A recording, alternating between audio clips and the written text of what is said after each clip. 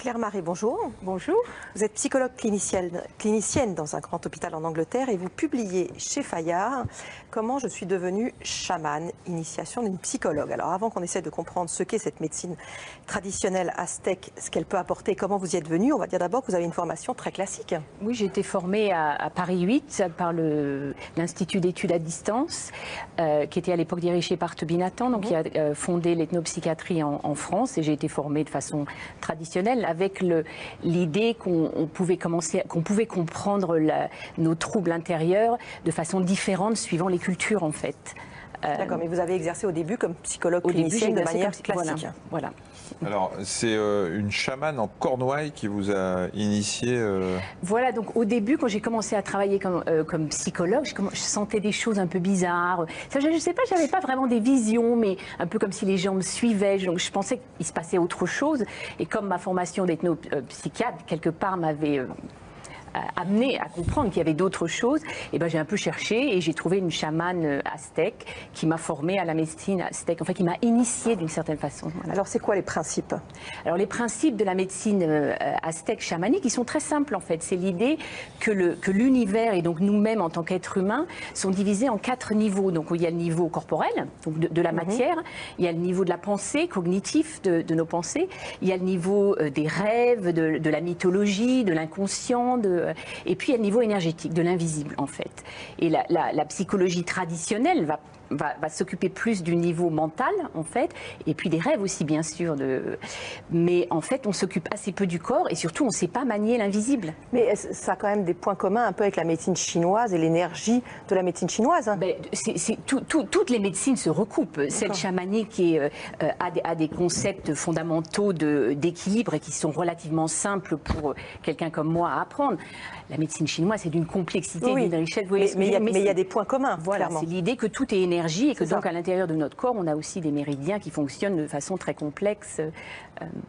Alors comment vous appliquez ça dans vos thérapies, vous ? Eh ben, comme je suis psychologue, j'écoute d'abord les gens. Et l'idée, oui, peut-être c'est important que je dise, c'est que le concept fondamental de la médecine chamanique, c'est que nos traumatismes, en fait, quand on est traumatisé, mais on peut tomber de vélo, perdre un parent, un divorce, un deuil, ou des abus sexuels, ou finalement, une partie de nous va s'échapper, ce que dans la psychologie traditionnelle, on parlera de dissociation. Mais la partie qui s'échappe de nous, c'est notre esprit, c'est notre énergie, et elle reste en dehors de nous, en fait. Et naturellement, on aura tendance à la récupérer, mais en fait, comme c'est bien compliqué, ça laisse un vide à l'intérieur de nous. Et ce vide, en fait, il va se remplir. Il se remplit de nos pensées négatives. On peut trop manger, prendre de l'alcool, mais aussi on peut créer, on peut travailler très fort. Donc la façon dont on remplit ce vide, il n'est pas toujours dysfonctionnel, mais la plupart du temps il est dysfonctionnel. Et quand les patients viennent me voir, c'est que finalement la façon dont ils ont rempli leur vide ne marche plus. Et mon rôle de psychologue, c'est de les aider à démêler leur histoire pour que énergétiquement on puisse dire bon ben maintenant on va se nettoyer, donc on va se débarrasser des énergies négatives en fait, et puis on va rappeler votre esprit. Ce qu'il y a de très étonnant dans votre livre, c'est que le fond de ce que vous expliquez et de la façon dont vous traitez des patients effectivement victimes d'abus ou qui ont diverses addictions est logique et repose sur quelque chose qui paraît tout à fait sensé. Et moi, je trouve un décalage par rapport aux pratiques que vous utilisez, où là, on se dit, ça fait un peu... C'est un peu fou. Voilà. Mais je suis assez d'accord avec vous. C'est-à-dire que vous frappez les patients avec des fleurs, il y a des tas de scènes que vous racontez, où il y a un décalage par rapport à votre discours très, très cartésien, finalement, malgré tout. C'est parce que dans la médecine chamanique, elle est issue, en fait, de pratiques animistes, de respect très profond avec la nature. Et c'est l'idée que le matériel peut porter le sacré et l'énergétique. Donc, en le fond, dans un bouquet de fleurs, il peut y avoir l'esprit d'une grand-mère ou l'esprit de... Mais il faut le penser, ça. Si on le pense et qu'on a un cœur ouvert, ben ça marche. On ne vous a jamais pris pour une folle?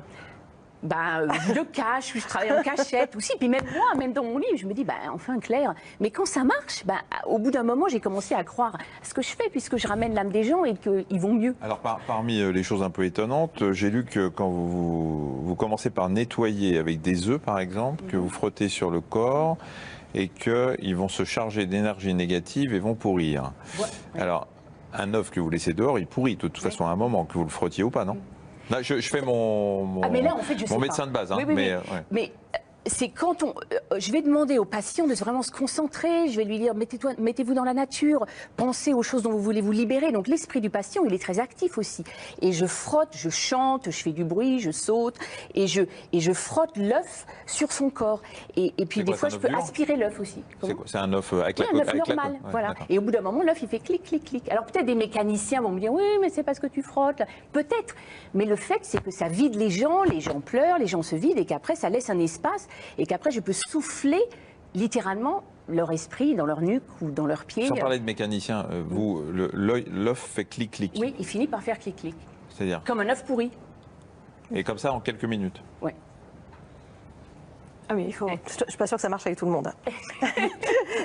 Juste qu'on comprenne bien la rationalité de tout ça, hein, vous dites que cette médecine a comme concept que toute maladie, donc qu'elle soit physique, mentale ou émotionnelle, est due à un déséquilibre entre l'homme et son environnement. On entend très bien dans tout ce qui est troubles psychologiques. Est-ce qu'on est bien d'accord sur le fait que si quelqu'un a un cancer, ça ne dispense surtout pas des traitements classiques. Sûr, mais c'est une évidence. Cette médecine traditionnelle, elle n'empiète pas sur la médecine classique. L'idée, c'est au contraire de travailler ensemble. Je peux peut-être vous donner un exemple d'une femme avec qui je travaille, qui souffre de fibromyalgie et qui peut à peine marcher. Et on a travaillé très douloureuse. Très douloureuse. On a travaillé 4-5 séances et j'ai pas le temps. En fait, j'ai pas le temps. C'est une femme qui aurait besoin de, je sais pas, 3 ans de thérapie. Et en fait, je lui ai commencé à toucher son corps et à lui donner du Reiki. Et j'ai parlé avec elle. Le Reiki, c'est de l'énergie japonaise, c'est de l'énergie de la terre qui rentre dans le corps. Et j'ai parlé avec elle et je lui ai dit, si je tirais votre mal de votre corps, qu'est-ce qui vous resterait? Est-ce que vous êtes attaché à ce mal? Et là, elle m'a dit, non, je retrouverai mon souffle. Et en fait, dans son langage, elle a pratiquement décrit un traitement chamanique. Et donc, je lui ai demandé la permission, si elle m'autorisait à lui souffler son esprit dans son corps. Elle m'a dit oui. Et après, elle est tombée en pleurs, mais d'une beauté très émouvante. Et après, elle m'a dit, j'ai toujours pensé que j'appartenais mon arrière-grand-mère était indienne américaine. J'ai compris qu'en fait, je pouvais me connecter à la terre. J'avais pas forcément besoin d'aller en Amérique du Nord. Et cette femme, la semaine d'après, elle est revenue. Elle avait un petit peu moins mal, mais surtout, elle avait compris quelque chose de sa propre identité. Elle avait récupéré quelque chose de son essence qui va l'aider à gérer sa maladie. Je ne prétends pas soigner la fibromyalgie en ramenant l'âme de quelqu'un. Alors, il y a quelque chose d'assez paradoxal. Parce que quand on n'y connaît rien, le chamanisme, c'est quelque chose de très secret. Les chamans on les imagine dans des grottes, transmettant leurs secrets de chaman en chaman, et vous écrivez. J'ai demandé la permission aux esprits. Je n'étais pas sûre que j'avais le droit d'écrire.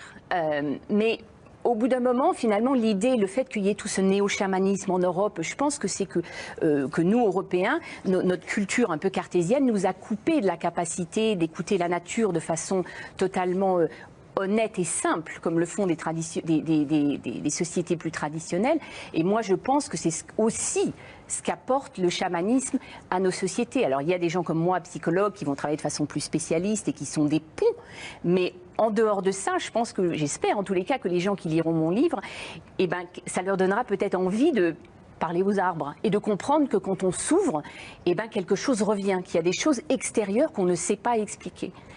Est-ce que certains vous considèrent comme une secte ou pas? Non, non, parce que justement, il n'y a pas ce besoin d'avoir raison. Enfin, en tous les cas, et les chamans n'ont pas ce besoin d'avoir raison. C'est pour ça qu'ils sont adaptés en Amérique du Sud, par exemple. La plupart des chamans sont des chrétiens profonds, mais ils font les deux. C'est pas un problème. Les choses se... La Miviludes qui gère notamment tous les problèmes de secte en France s'inquiète quand même de la tendance au néo-chamanisme. Ah, mais ça pourrait être intéressant d'en discuter plus longuement, parce qu'effectivement, il y a toujours... Et puis, ça peut être... C'est quand même des outils très puissants. Donc, si on les met dans les mains de n'importe qui, c'est... mais je pense que l'essence elle-même du chamanisme, au contraire, elle n'est pas contrôlée. C'est pour ça qu'il n'y a pas eu d'abus. On n'a jamais vu des sociétés où les chamans commencent à essayer de contrôler tout le monde. Mais ça ne veut pas dire qu'il ne faut pas s'inquiéter, qu'il ne faut pas se poser des questions. Vigilant. Voilà. Merci beaucoup Claire-Marie. Comment je suis devenue chamane, initiation d'une psychologue. Ça vient de paraître chez Fayard. Merci. Tout à l'heure...